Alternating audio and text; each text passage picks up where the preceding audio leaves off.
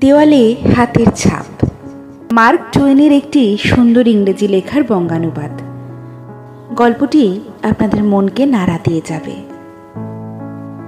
বাবা বয়স্ক হয়েছেন, বাথরুমে যেতে প্রায় একটা সুন্দর রং করা দেওয়ালে হাত দিয়ে ফেলেন। ওটা ধরে হাঁটেন বলে হাতের ছাপ পড়ে যায়। হাতে ময়লা থাকলে বা তেল থাকলে তো কথাই নেই। আমার স্ত্রীর এটা অপছন্দ। সত্যি বলতে কি, আমারও।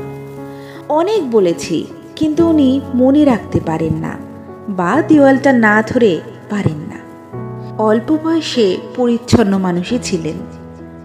একদিন মাথা ধরেছিল বলে নিজে নিজেই কপালে তেল মালিশ করেছিলেন। সেদিন ছাপটা বেশি পুড়ে গেল। স্ত্রী আমার উপর চেঁচামেচি করলেন।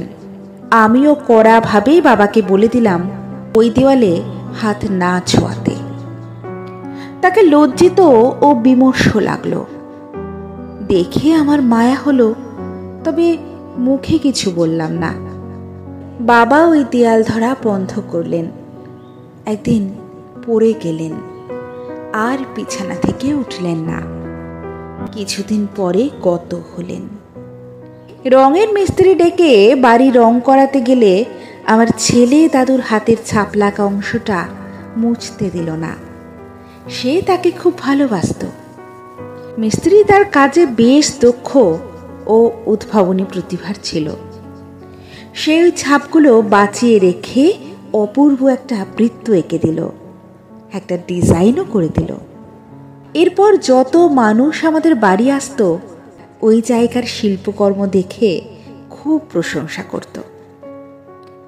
কালীর যাত্রায় আমিও একদিন বৃদ্ধ হলাম। হাঁটবার সময় একদিন আমারও দেয়াল ধরার প্রয়োজন হলো, কিন্তু বাবার সঙ্গে ব্যবহার মনে পড়ে যাওয়ায় নিজেকে সংবরণ করলাম। ছেলে ব্যাপারটা দেখে আমায় বারবার বলল দেওয়ালের সাপোর্ট নিতে, যাতে পড়ে গিয়ে কোনো বিপদ না ঘটাই। উপলব্ধি করলাম ছেলে আমার পাশে আছে।